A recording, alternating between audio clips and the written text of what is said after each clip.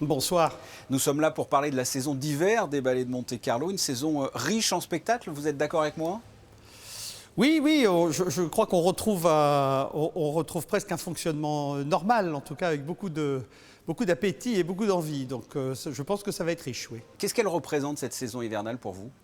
Écoutez, pour vous dire la vérité, on sort d'un espèce de coma quand même un peu particulier. Donc on essaye de remettre vraiment tout en marche avec la conviction quand même qu'on a déjà eu de la chance de pouvoir faire à peu près tout ce qu'on a fait la saison dernière, mais c'est vraiment je veux le prendre comme un nouveau départ. En tout cas, moi, je le ressens vraiment comme ça. Il y a un regain d'énergie, un regain d'envie aussi, comme toujours, peut-être parce qu'on a failli nous enlever ce qu'on avait de plus précieux, et du coup, maintenant qu'on le retrouve, on a envie de vraiment en profiter parce qu'on sait ce que c'est que de ne plus l'avoir. Voilà.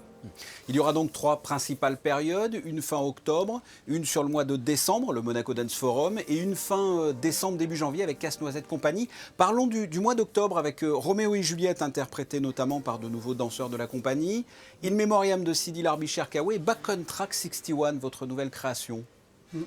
Absolument. Alors le Roméo, je pense que c'est acquis maintenant pour le public qu'on peut se permettre de représenter des spectacles que les gens connaissent déjà. C'est la particularité du spectacle vivant, au même titre que les gens vont souvent voir un opéra une quinzaine de fois dans leur vie. On peut faire la même chose avec un ballet. Et surtout là, quand on s'attache à la qualité des danseurs, de découvrir une distribution complètement nouvelle, avec beaucoup de jeunes à qui on donne justement une chance de rebondir après ces 2 saisons un peu mortes pour eux. Et c'est très excitant à la fois pour moi, parce que ça fait vivre le ballet après plus de 20 ans d'existence, et pour le public, je crois que ça leur fait vivre l'histoire d'une manière aussi différente. Donc ça, c'est vraiment quelque chose auquel je tiens. Ensuite, on va reprendre le In Memoriam de Larbi-Cherkaoui, parce que c'est quelque chose qu'on avait au mois de juillet. Pas mal de gens étaient peut-être partis, et je sais que c'est un spectacle qui a eu beaucoup de succès auprès du public. C'est un spectacle majeur de Sidi Larbi-Cherkaoui, parce que c'est la première création qu'il faisait de sa vie dans une compagnie autre que la sienne, à l'époque, en 2002. Donc c'est un vrai retour aux sources. Et puis Back on Track 61, je devais faire un opus 60, comme j'avais fait un opus 40 et un opus 50, qui, je ne vous cache pas, marque de manière très claire mon âge avancé. Oui, puisque vous venez d'avoir 61 ans là. Je viens d'avoir 61 ans. Donc opus 60, je n'ai pas pu le faire. Donc c'est Back on Track, c'est-à-dire qu'on va remettre les machines en route. On va refaire fonctionner le désir et le plaisir, parce que j'avais un appétit très grand pour chorégraphier. J'étais extrêmement frustré de ne pas pouvoir le faire. J'ai tout fait pour me remettre bien en état moi-même pour être prêt à affronter cette situation. Back 61, parce que effectivement c'est 61 maintenant, il faut faire face à la situation.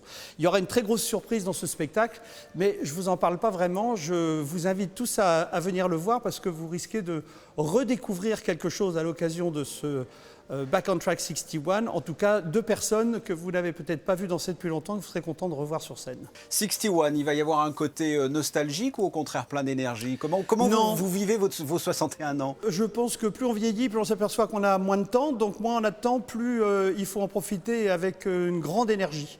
Donc je vais chorégraphier ce concerto en sol de Ravel que je rêve de chorégraphier depuis plus de 45 ans. C'est une œuvre majeure parce qu'elle m'a permis de découvrir la musique auprès de mon père, qui me la faisait écouter, qui m'a appris à écouter la musique au travers de cette œuvre qui est ce concerto de Ravel pour piano. Et je m'amuse parce que j'ai choisi la version de Martha Argerich qui est justement vient le jouer, je crois, à l'Orchestre Philharmonique de Monte-Carlo au mois de janvier. Donc il y a une espèce d'alignement des planètes, et je pense qu'on va être un peu dans la nostalgie à un certain moment, mais surtout dans l'envie de continuer à vivre et de continuer à être dynamique et généreuse sur le futur. Et en ce qui concerne donc décembre, il y a le Monaco Dance Forum avec des compagnies invitées. Quelle sera la couleur de ce Monaco Dance Forum? Il y a un spectacle par exemple de Maurice Béjart sur leur exquise au travers de l'œuvre de Beckett, fait avec Alexandra Ferri, qui est une danseuse, très grande danseuse étoile italienne qui a un certain âge aujourd'hui et qui revient sur scène pour présenter cette œuvre, et qui montre bien d'ailleurs que aujourd'hui beaucoup de choses sont possibles qui n'étaient pas possibles il y a encore quelques années. Cette place qu'on peut laisser à des gens qui sont plus mûrs, plus âgés, et qui peuvent offrir une forme de richesse dans leur expérience sur scène. Il y aura une compagnie hollandaise à laquelle je tiens beaucoup, parce que ça fait partie de ces fameuses petites compagnies qui ont failli disparaître pendant la crise. Il y aura aussi un spectacle assez intéressant avec la Camerata de Genève, qui est un orchestre qui danse, un réel orchestre qui danse avec un danseur au milieu d'eux. Et on va voir pour la première fois les musiciens vraiment sortir de leur siège et être en mouvement chorégraphique de manière assez extraordinaire sur ce spectacle. Voilà.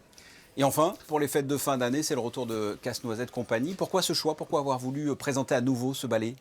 Je pense que c'est vraiment une représentation en plus de tous mes ballets. Il y a une espèce de synthèse qui fait qu'on va pouvoir finir cette saison pour vraiment penser à partir de 2022 à une nouvelle vie en fait, un nouveau départ. Voilà, c'est une conclusion sur quelque chose. Voilà ce que l'on pouvait dire de cette saison hivernale du mois d'octobre jusqu'à début janvier. Il y en aura pour tous les goûts. Jean-Christophe Maillot, merci. Je vous en prie.